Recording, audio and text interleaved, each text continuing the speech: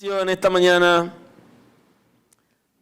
a la predicación de hoy, seguido en la serie de la obra del Espíritu Santo en el Nuevo Pacto, y hablamos hoy del Pentecostés, de la liberación versus Pentecostés, y estoy con ustedes en la segunda carta del apóstol Pablo a los Corintios, capítulo 3, el versículo 14.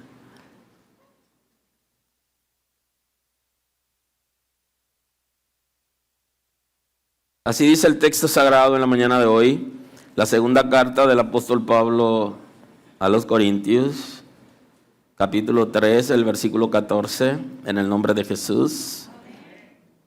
Pero el entendimiento de ellos se embotó, porque hasta el día de hoy, cuando leen en el antiguo pacto, le queda el mismo velo no descubierto, el cual por Cristo es quitado. Y aún hasta el día de hoy, cuando se lee a Moisés, el velo está puesto sobre el corazón de ellos. Pero cuando se conviertan al Señor, el velo se quitará. Porque el Señor es espíritu. Y donde está el espíritu del Señor, allí hay libertad. Amén, muy amable. Puede sentarse. Por eso hablamos hoy de liberación versus Pentecostés. Porque el Pentecostés también vino a producir liberación por medio del Espíritu Santo. De la misma manera que imparte amor, el Espíritu de Dios de esa misma forma también libera. Liberación es poner fin a coerción, poner fin a la esclavitud, a la opresión y a todo vicio. Eso es liberación. Entonces, libertad es la acción inmediata después de la liberación. La libertad es la vida. Tiene relación con la santificación, que es una obra del Espíritu de Dios. Pero nosotros vivimos en santidad, pero primero tenemos que ser santificados. Yo no puedo vivir en libertad si no soy liberado. Necesito ser liberado para poder vivir en libertad. ¿Pero liberado de qué? Se pondrá fin a toda esclavitud. Todo modelo de esclavitud. ¿Qué dice la Escritura acerca de la esclavitud? Porque nosotros, cuando leemos en la historia, nos encontramos con la época esclavista, ¿no? Donde el ser humano era sometido por otros seres humanos, perdiendo toda capacidad para accionar. Ahora, en la Escritura, aunque Dios nunca aprobó la esclavitud, pero Dios la reguló porque ya existía. Ahora, la Escritura nos habla no solo de esa esclavitud, sino de la esclavitud espiritual, que es la peor manera de ser esclavizado. Y hay un texto bíblico que los dominicanos conocemos muy bien, porque es parte de los símbolos patrios, que ya Jesús lo ha dicho, en el Evangelio según San Juan, capítulo 8, dijo entonces Jesús a los judíos que habían creído en él, a partir del 31 estoy: si vosotros permanecéis en mi palabra, seréis verdaderamente mis discípulos, y conoceréis la verdad, y la verdad os hará libres. Le respondieron: linaje de Abraham somos, y jamás hemos sido esclavos de nadie. ¿Cómo dices tú seréis libres? Jesús le respondió: de cierto os digo, que todo aquel que hace pecado, esclavo es del pecado. O sea, que la Sagrada Escritura, cuando habla de la libertad aquí, nos está hablando de la libertad del pecado. Claro, el mismo texto bíblico dice que si te puede hacer libre, que te haga libre. Si tú estás siendo oprimido por alguien, estás siendo sometido por alguien, inclusive hasta en relaciones, y póngale entre comillas de amor, se producen de alguna manera sometimiento con comportamiento esclavista. Pero la Sagrada Escritura aquí habla de una liberación que es espiritual, porque el pecado produce ataduras. ¿Cómo es que el pecado produce atadura? Si el pecado es una acción, una actividad. Lo que ocurre es que cada pecado es representado por una entidad espiritual. Como cada pecado es representado espiritualmente por una entidad que sirve al infierno, pasa algo interesante. Obsérvelo. Y es que en todo lo que usted se envuelve, que es pecaminoso, hay un espíritu que se siente con legalidad para operar en usted. Eso no lo puede olvidar como creyente. El problema per se no es el pecado. El problema es que usted está adentrándose, dándole permiso en su vida para que una entidad infernal opere en usted. Y por eso el pecado produce ataduras. El pecado también produce ataduras por los hábitos. Esos comportamientos aprendidos, seguidos, de los que nosotros no podemos detener o frenar. Y entonces ya viene otra atadura aquí que es tan fuerte como el pecado mismo, que son los hábitos en la que nosotros nos envolvemos y costumbres. La religiosidad misma inclusive va a producir de alguna manera ataduras.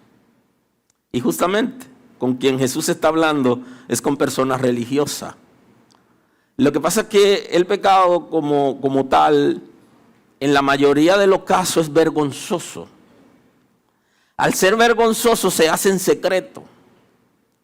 Y entonces el religioso tiene la tendencia a hacer cosas secretamente que no es capaz de publicar y que lo avergonzaría en caso de que se sepa. Ahora bien, eso va a producir una atadura espiritual porque usted está abriendo en su vida una puerta para que entre un espíritu que representa la acción en la que usted se está envolviendo y ese espíritu va a tomar control de usted. Por eso el pecado no solo necesita perdón, sino que al generar atadura también requiere de liberación. Entonces, hablando de la necesidad, todo el que está involucrado en el pecado tiene necesidad de liberación y no podrá vivir en libertad hasta que sea liberado de esclavitud espiritual. La esclavitud espiritual porque el ser humano es sometido espiritualmente por espíritu de maldad y que muchas veces esos espíritus han seguido familia completa. Hay comportamientos que vienen de familias y que se van repitiendo, y eso usted lo puede observar. Si usted se detiene a analizarse usted, a conocerse, usted se dará cuenta, y a conocer su familia, se va a dar cuenta cuáles son los hábitos, comportamientos y ataduras espirituales que se han venido dando desde sus antepasados y que se dan en usted, o que se han dado en alguno de su familia, o que no se dan en usted, pero se pueden dar en sus hijos, porque de alguna manera hay generaciones que saltan. Pero son ataduras espirituales y comportamientos que cuando venimos a Cristo debería desaparecer. Y entonces el Espíritu de Dios también viene para eso, para liberar de todo espíritu que nosotros voluntariamente hemos dejado operar en nosotros por medio de comportamiento pecaminoso. Y eso viene desde que nosotros tenemos uso de razón, libertad para nosotros accionar y vivir. En ese momento, esos espíritus comienzan a atacarnos y comienzan a llevarnos hasta que se producen ataduras. Hay ataduras que, como decía, vienen de la familia, que tienen que ver con familias religiosas, con familias idólatras, que tienen pacto ancestrales, pero hay otros que no vienen de ese tipo de familia, pero hay comportamiento pecaminoso, que dan libertad para que esos espíritus operen. Liberación implica acabar con las ataduras y fortalezas mentales y espirituales. Y creo que hay gente que aún ha creído en Cristo y no puede fluir la palabra de Dios y la revelación de Dios porque tienen ataduras que están ligadas a sus estructuras mentales. Tener una estructura mental que no deja que fluya el Espíritu de Dios, que fluya la gracia, que fluya la palabra. Cuando están escuchando la palabra, están como ellos mismos se ponen como rígidos porque han aprendido cosas y hay cosas de las que ellos se han apropiado que no dejan que penetre la palabra para que pueda producir en ellos rompimiento. Y esto es necesario por aquello del conocimiento, que es lo que Cristo está diciendo, el conocimiento de la palabra, el conocimiento de la revelación, el conocimiento de la verdad absoluta que es Cristo, va a producir libertad. Y entonces la discusión con Jesús era, pero nosotros somos descendientes de Abraham, se supone que nosotros no somos como las demás naciones que viven en ataduras ancestrales. Nosotros somos descendientes de Abraham y Abraham tiene un pacto con Dios y nosotros somos descendientes de ese pacto y hemos entrado en ese pacto, no hemos sido esclavos de nadie. Y entonces Jesús le está diciendo, lo que pasa es que aquí hay un fenómeno que se da aún con los descendientes de Abraham y es que la condición de pecado produce ataduras. Y yo sé que mucha gente va a preguntar, pero ¿cómo es que los que nacen en la iglesia, los que no nacimos en la iglesia sabemos cómo llegamos aquí, cómo llegamos al Señor? Pero los que nacen en la iglesia, sí, los que nacen en la iglesia ven tantas cosas que ocurren entre creyentes que ellos también se van a camuflajear y van a tener una vida conforme a los religiosos que han estado cerca de ellos. Y entonces eso le va a generar ataduras espirituales y van a abrir puerta a espíritus de maldad que habiten en ellos y necesitarán liberación. Aún algunos, y no hablo de la totalidad, sino de algunos de los que nacen en la iglesia. Porque los que no nacimos en la iglesia sabemos. Yo vengo de una familia idólatra. Yo necesité liberación. Y la liberación se da en 3 niveles importantes. Hay una liberación que se da, que el Espíritu Santo la hace inmediata. La mía no fue inmediata. Hay una liberación que requiere conocimiento de la palabra, decisión, y hay una liberación asistida. La mía fue la segunda. En la medida que fui adquiriendo conocimiento de la palabra de Dios, me di cuenta que hacía resistencia a la palabra. Y duré años en la iglesia, hasta que dejé que fluya la palabra de Dios. Eso sí, que cuando el Señor me liberó, se aceleró en el tiempo. Pero duré años en todo un proceso para asimilar, porque al venir de una familia idólatra, había un bloqueo en el conocimiento de la palabra. Mire, y eso es lo que dice aquí el apóstol Pablo. Pero el entendimiento de ellos se embotó. Había de alguna manera un control del intelecto que no podía fluir la palabra de Dios para producir el conocimiento que se requería en el tipo de libertad que yo necesitaba. Que tenía la palabra de Dios que fluir el conocimiento, para entonces evaluar entre lo que había vivido y la nueva experiencia que estaba teniendo en Cristo a partir de una decisión importante.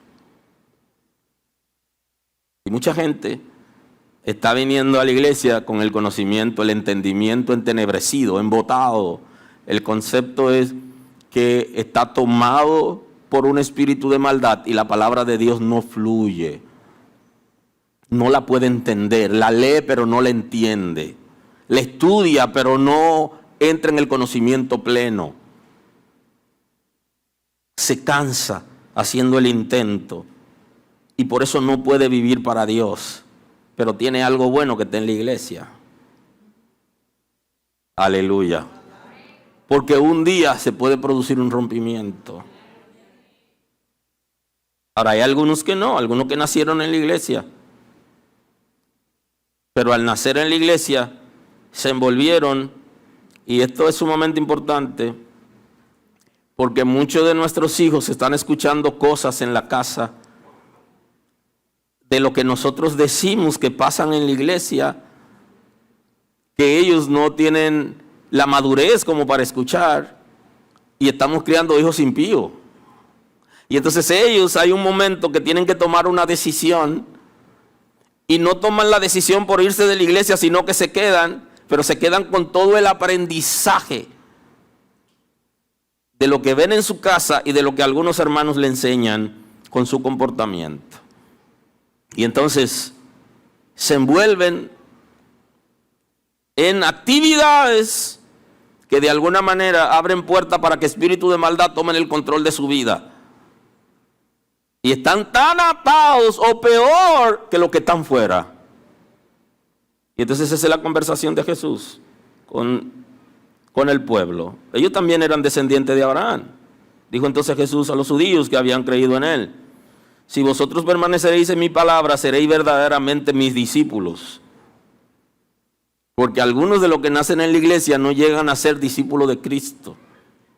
Igual que muchos que vienen de fuera, no llegan a ser discípulos de Cristo. No llegan a obedecer los principios. Y se hacen adultos viviendo en esa condición. Un día tiene que pasar algo. Si vosotros permaneciereis en mi palabra, seréis verdaderamente mis discípulos y conoceréis la verdad, y la verdad os hará libres. Le respondieron: linaje de Abraham somos, jamás hemos sido esclavos de nadie. ¿De qué libertad nos habla? Si nosotros no hemos sido esclavos de nadie. ¿Cómo dices tú seréis libres? ¿A quién le está hablando de libertad?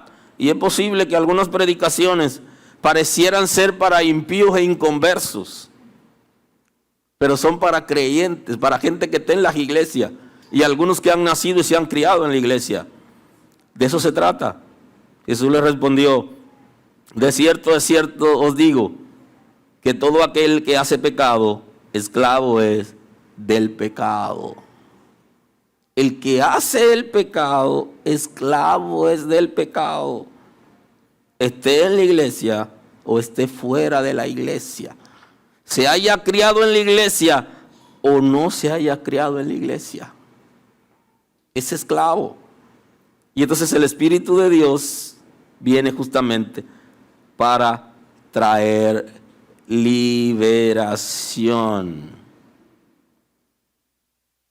Implica acabar con las ataduras y fortalezas mentales y espirituales. Esas estructuras mentales y fortalezas que no dejan que fluya la gracia, el Espíritu de Dios y el conocimiento de Dios. Es un rompimiento con el infierno y con toda fuerza del mal. La liberación que produce el Espíritu de Dios. Y que el que tiene el Espíritu de Dios debe manifestar esa libertad. Es un rompimiento con el infierno, donde ya el infierno no tiene poder para controlarnos. No somos títeres del infierno.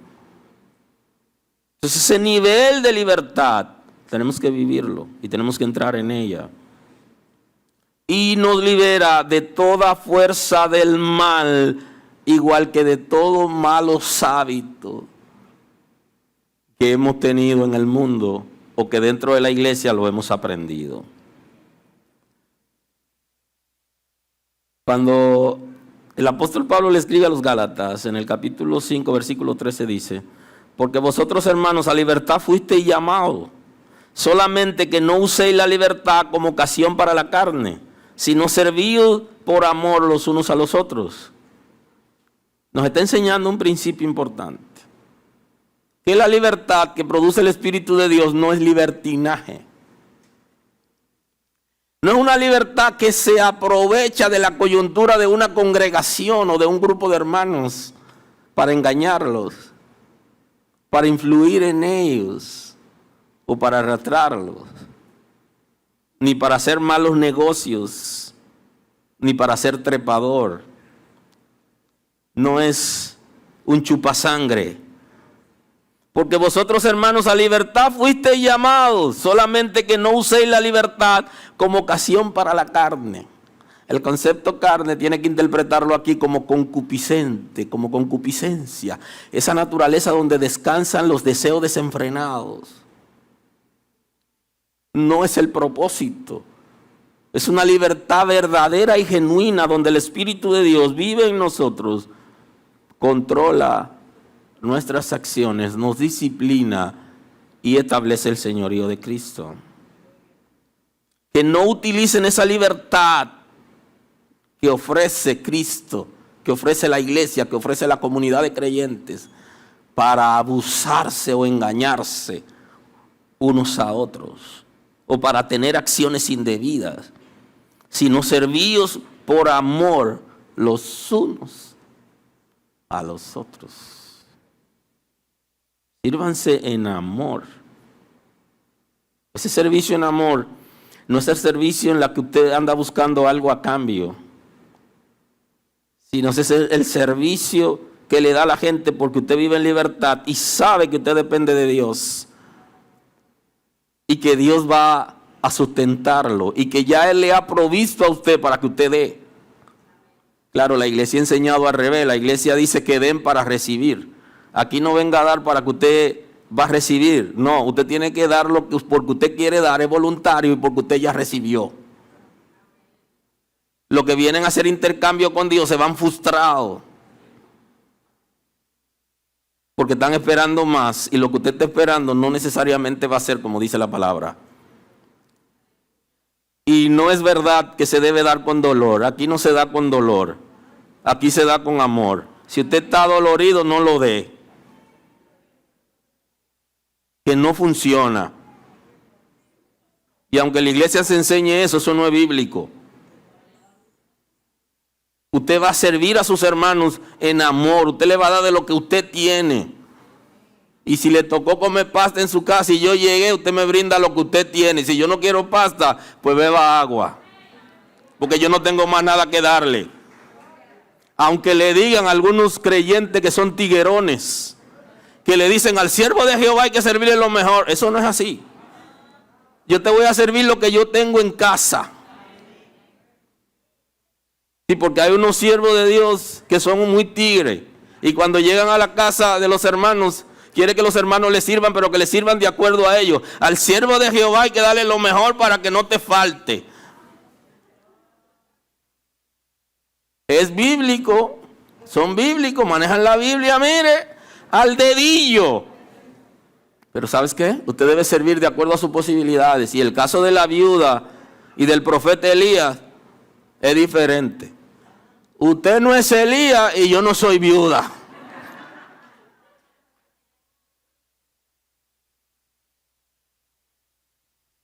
Yo lo que tengo es pasta con patacón pisado hoy. Servir en amor no significa hacer deudas para servirle a la gente. Servir en amor no significa hacer préstamos para ayudar a la iglesia. Eso no es servir en amor. Servir en amor es dar lo que yo tengo, lo que tengo posibilidad para dar, sin dejar de atender a mi familia. Servir en amor es que yo debo dar aquello que está a mi alcance. Sí puedo pedir, porque yo no puedo pedir para mí, no es legal, pero yo puedo pedir para ayudar a otro. Eso sí se puede hacer y es aprobado en el cielo. Que alguien tiene necesidad, yo no puedo y llamo a un hermano, a una hermana, mire, por favor, yo tengo un caso aquí y tengo que resolverlo, ayúdeme, yo sé que llamé a esa persona y que me va a ayudar y lo va a hacer, o te lo voy a mandar. Eso es servir en amor. Servir en amor no es servir con dolor, ni servir con tristeza. Y hay gente en las iglesias que no son libres.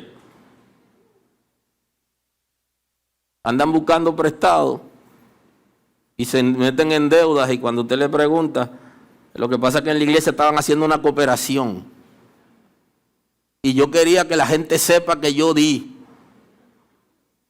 Usted no es libre porque usted se metió en rojo, violó el semáforo tratando de agradar a Dios. No funciona. Aleluya. Aleluya. Algunos tienen complejo de libertad, pero no son libres, porque tienen temores. Y cuando van a servir a alguien, se aferran a lo que tienen y no pueden servirle. No pueden servir en amor, porque están asegurando lo que tienen y se agarran como si eso es lo único que va a tener en la vida. Y entonces hacen la segunda parte o la primera parte de la viuda, que dice: no te puedo dar lo que tengo porque me lo voy a comer para morirme. Quiero morirme feliz, comiéndome lo último que tengo. Me lo comeré para echarme a morir. Y no siga ahí, porque ella declaró la muerte y por eso le pasó lo que le pasó a su hijo, porque ya ella estaba rendida. Hay que entender la palabra. Es un rompimiento con el infierno y con toda fuerza del mal. Es romper con comportamiento, con hábitos y con costumbre que no se corresponden con lo que la palabra de Dios enseña. Es romper con conversaciones y vocabulario y palabras que no corresponden a un hijo de Dios. Es aprender a vivir sometido al Espíritu Santo. Que nuestro ego y la concupiscencia estén controlados. Y ese es el concepto de freno. Cuando una persona ha sido liberada, se establece un control, un freno por el Espíritu de Dios, para que no vaya a hacer lo que quiere hacer, sino lo que es correcto. Alguna gente sueñan con hacer lo que quieren. La gente que es libre hace lo que es correcto y no dice todo lo que quiere decir, sino dice aquello que es correcto decir. Por eso es que algunas personas dicen, la hermanita dice: suéltamelo a mí, que tú eres muy santa, yo sí sé lo que le voy a decir, que cuando esa lengua se me suelta necesita liberación.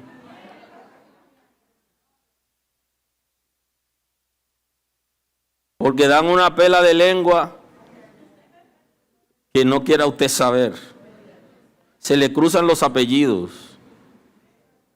Y el Espíritu de Dios está ahí.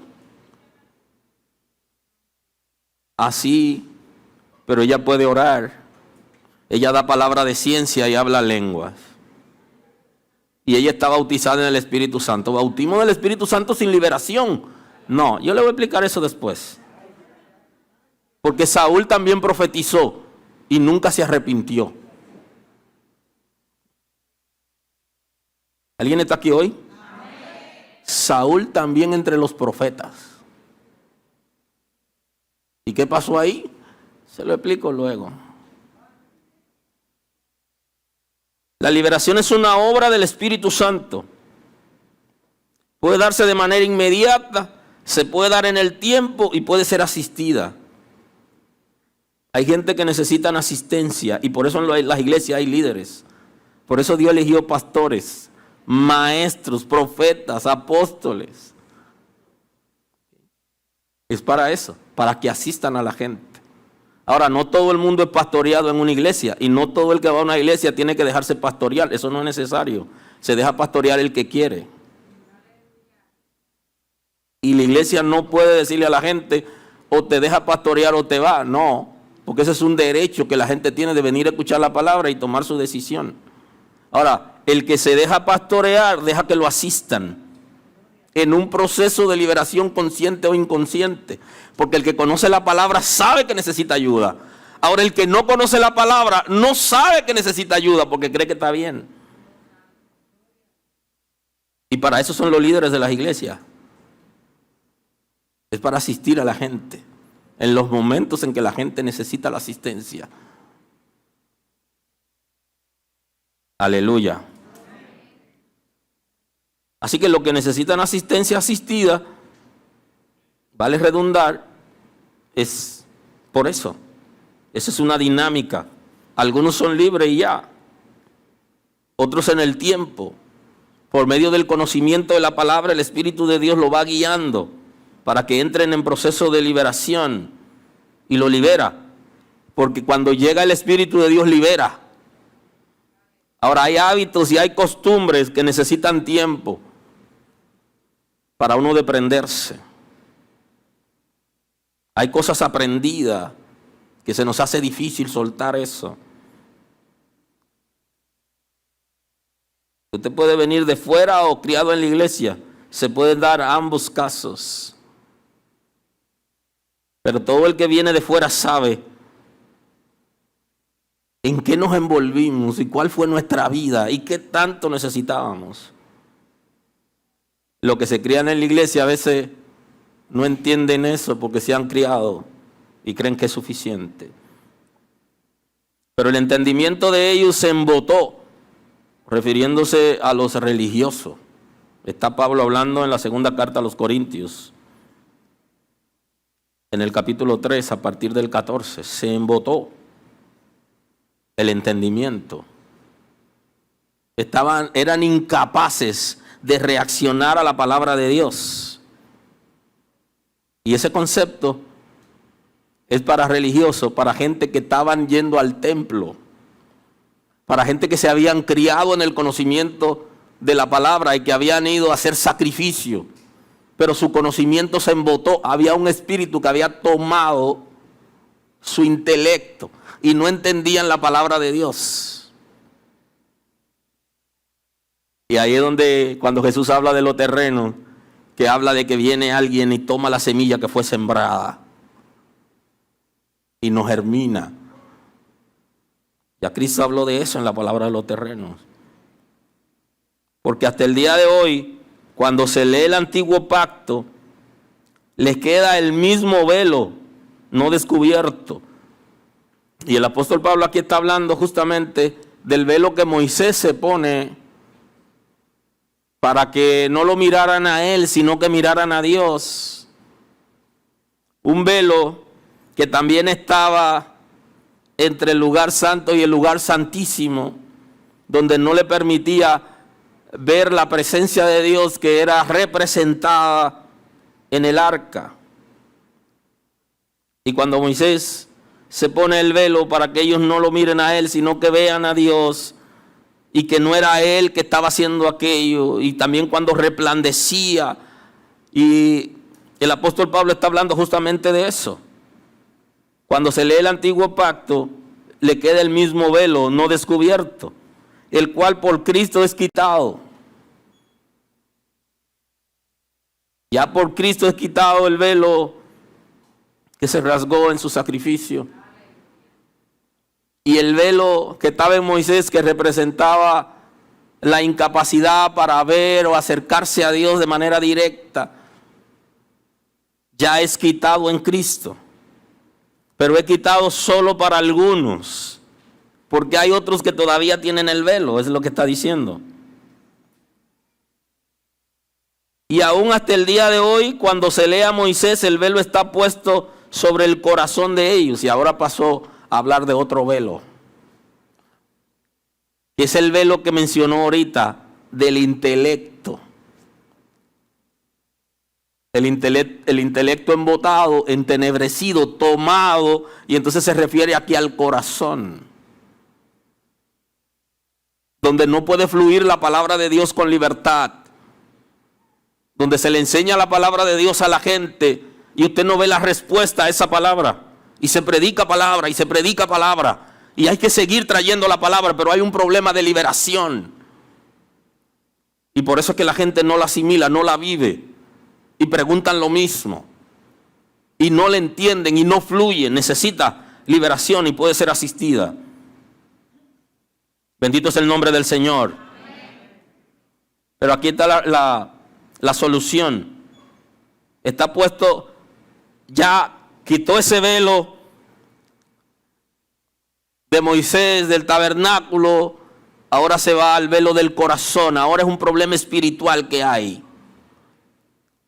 Pero cuando se conviertan al Señor, el velo les será quitado. El velo se le quitará cuando se conviertan al Señor.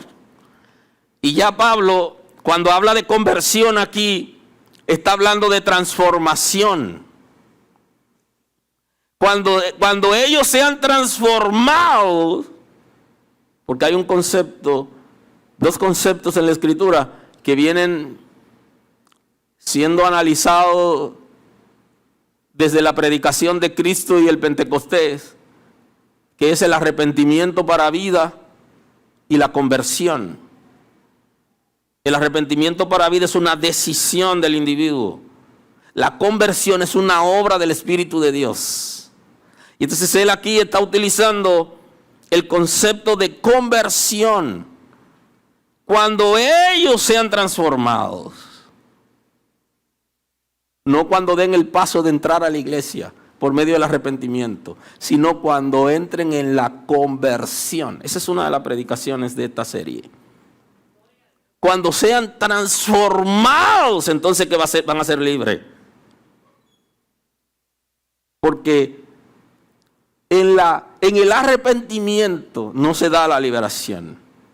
Porque el arrepentimiento es una decisión donde yo reconozco que no estoy actuando bien.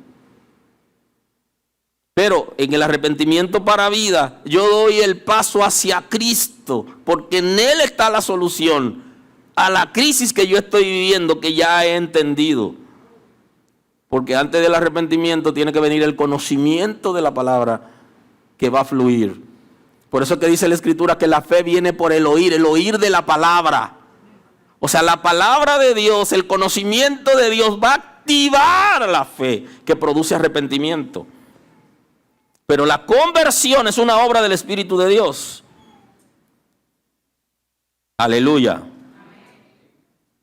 Pero cuando se conviertan al Señor, el velo les será quitado. Y entonces dice, ¿qué ocurre en la conversión? Dice, porque el Señor es Espíritu y donde está el Espíritu del Señor, allí hay libertad. Porque necesitan la conversión.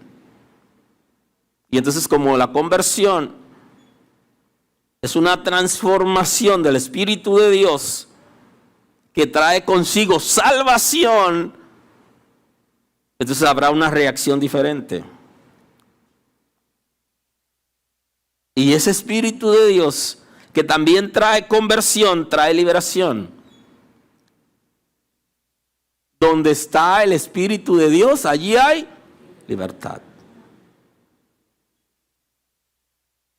Está diciendo que la evidencia del Espíritu de Dios es la libertad de vida, que demuestra que la persona ha recibido liberación. ¿Qué? ¿No tienen el Espíritu de Dios? Vamos a entender el concepto. La gente que no es libre en la iglesia no tiene el Espíritu de Dios. Vamos a entenderlo. ¿Cómo se entiende el concepto? El Espíritu de Dios está trabajando con ellos. Está trabajando con ellos. Y en ese trabajo que el Espíritu de Dios está haciendo con ellos, pudiera evidenciar que la gente tiene el Espíritu de Dios en el concepto de transformación. No ha sido transformado porque mientras el Espíritu de Dios está trabajando se resisten. Y alguien puede correr, alguien puede zapatear, alguien puede tener alguna acción que parecería estar lleno del Espíritu de Dios, pero es el Espíritu de Dios tratando de trabajar el proceso de conversión. Y la persona se resiste. Aleluya. Esa resistencia no deja que el Espíritu de Dios termine de limpiar.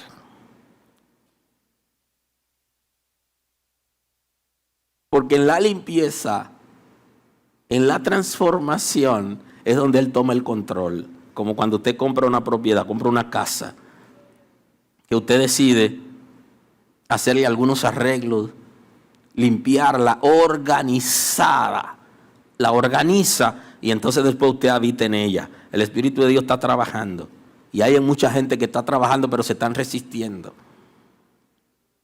Ellos saben que no están bien, pero la gente cree que por los episodios que se observan en ellos están bien. Y no lo están. Porque no han abierto totalmente su corazón y porque no se han rendido totalmente. El apóstol Pablo, cuando le escribe a la iglesia de Colosa, cuando escribe a los colosenses, él ora por los colosenses de la misma manera que oró por los efesios, pero con motivaciones, como eran iglesias diferentes, con motivaciones diferentes.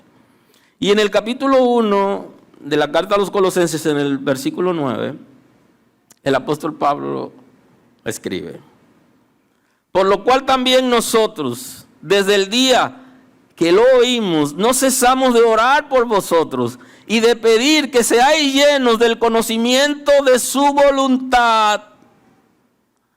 Que sean llenos del conocimiento de la voluntad de Dios.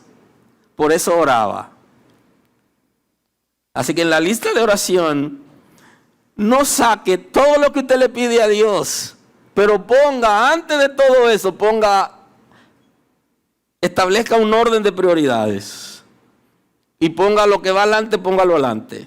Lo que tiene que ver con Dios, con su conocimiento, con su palabra, con el crecimiento, póngalo ahí adelante. Y deje todo lo otro, porque usted está acostumbrado y esa es su lista. Y va tachando lo que Dios le va dando. Pero ahora, ponga, antes de pedir eso, pida otra cosa también. Y el apóstol Pablo nos enseña acerca de la prioridad de su oración. Conocimiento de la voluntad, de toda sabiduría e inteligencia espiritual. Fue capaz de decir: yo estoy orando por la iglesia para que sean llenos de sabiduría y que desarrollen inteligencia espiritual. Una iglesia que es capaz de desarrollar inteligencia espiritual no es una iglesia engañable ni confundida, sino que está en capacidad de saber quién es quién. Porque sabe lo que se está moviendo en el mundo espiritual y puede tratar bien a una gente y no por eso le quiere decir que esa persona no sabe quién es. Porque hay una palabra, un proverbio que se ha hecho común en las naciones de habla hispana, y es que lo cortés no quita lo valiente. El hecho de que usted pueda tratar a una gente bien no significa que usted no tenga capacidad de conocerlo, de saber quién es. Cuando una iglesia desarrolla inteligencia espiritual, y creo que esta es una de nuestras prioridades como iglesia, estamos en capacidad de conocer a alguien que tiene algún impedimento físico sentado. No tiene que caminar para que usted sepa que tiene un impedimento físico. Ese también es otro proverbio en las naciones de habla hispana.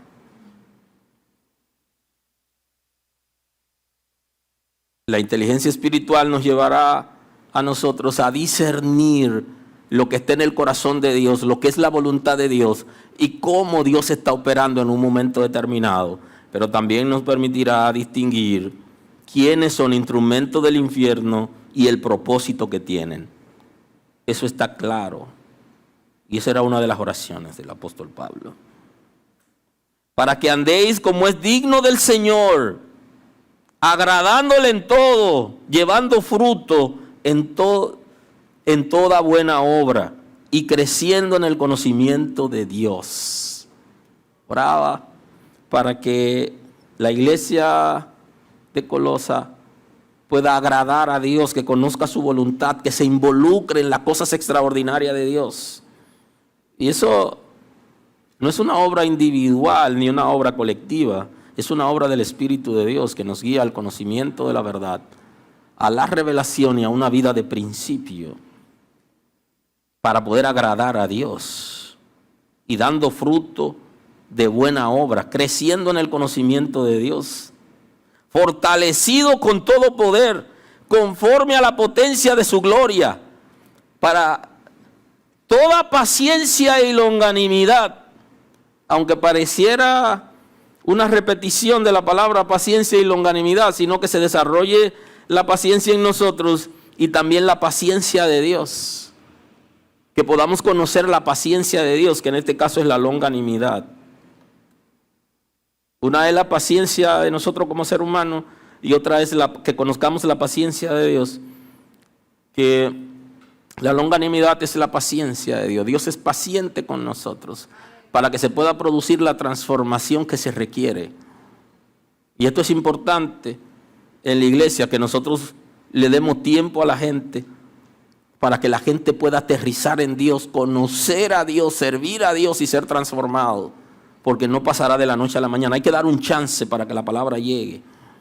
Y aquellos que generan un molde para que la gente entre, la gente entrará y será cada vez más religioso. Porque va a ser más como nosotros queremos que sean y menos como Dios quiere que sean. Es mejor dejar a la gente que vivan su experiencia hasta el momento en que estén en capacidad de dar respuesta a lo que la Sagrada Escritura está enseñando.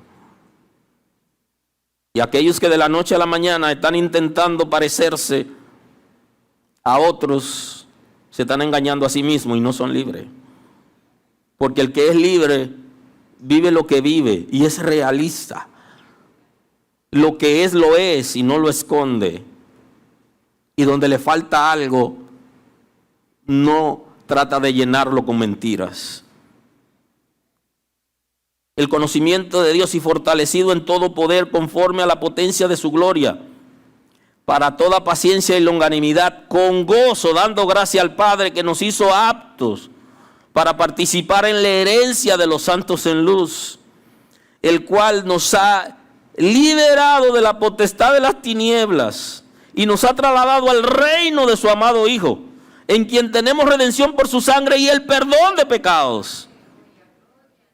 Nos ha liberado de toda potestad infernal y quiere liberarnos, si todavía no hemos sido libres, de toda potestad infernal, de todo espíritu de maldad que de alguna manera ha operado y que se siente con derecho. Necesitamos, pero para esto la iglesia tiene que entrar en un compromiso con la palabra y con el Espíritu de Dios. Y cerrando en esta mañana, quiero darle, aunque sea la lectura de lo que dice Asaf en el Salmo 119, 42. Daré por respuesta a mi avergonzador que en tu palabra he confiado, le dice el salmista. Le daré por respuesta a mi avergonzador que en tu palabra he confiado. ¿Y quién es el avergonzador? Sino los espíritus de maldad y Satanás, que quieren llevarnos a tener una vida diferente al diseño de Dios. ¿Qué respuesta dice el salmista que le va a dar? Una respuesta de la palabra. ¿Y cuál fue la respuesta que le dio Cristo al avergonzador? La palabra. Una iglesia para ser libre necesita conocer la palabra. Y conoceréis la verdad. Y la verdad los va a hacer libres. Y la verdad es la palabra, es el verbo de Dios, es Cristo mismo. Es la revelación de Dios. Conocerán esa verdad. Y esa verdad lo guiará a la libertad. Necesitamos conocer la palabra. ¿Qué le diremos al avergonzador cuando venga el enemigo a atacarnos? ¿Qué le vamos a decir? ¿Cómo le hablaremos? Con la palabra de Dios, con tu palabra. Le diré que yo he confiado en tu palabra. Le diré que mis raíces están en ti, que tú me has perdonado. Y esa es la palabra que le da a Martín Lutero y vale ahora en este mes del movimiento protestante, la palabra que le da, según registra, la palabra que le da a Satanás cuando fue a atacarlo, porque él había participado en algunos acontecimientos que no se podían probar como legal en ese movimiento protestante. Y cuando fue a atacarlo y le dijo de todo, y entonces Lutero le dijo, ¿tiene algo más? Y él le dice, es suficiente. Y le dijo, pónselo a la cruz de Cristo. Al avergonzador tenemos que decirle, ponlo en la cruz de Cristo. Ya Cristo lo llevó. Respóndale con la palabra, conforme a lo que está ocurriendo. Y vivirá en libertad. No, dice, no quites de mi boca en ningún tiempo la palabra de verdad, porque en tu juicio espero. Para poder ser libre de manera individual, como familia y como iglesia, necesitamos la palabra. Que la palabra de verdad no se quite de nuestros labios. Que aprendamos a responder con la palabra y que vivamos la palabra. Guardaré tu ley siempre, para siempre, eternamente, y andaré en libertad porque busqué tus mandamientos. Andar en libertad no es un capricho de que yo soy libre, que tengo una Biblia. Andar en libertad es porque sabemos que el Espíritu de Dios vive en nosotros y que tiene el control de nuestras vidas, que nos ha perdonado y que nos guía a una vida de principio. Pero ahora sí que termino ya. Pentecostés es más que lenguas, angelicales o terrenales, más que idiomas. Es más que profecía, que discernimiento y palabra de ciencia. Pentecostés también es libertad. Porque donde está el Espíritu de Dios, allí hay libertad.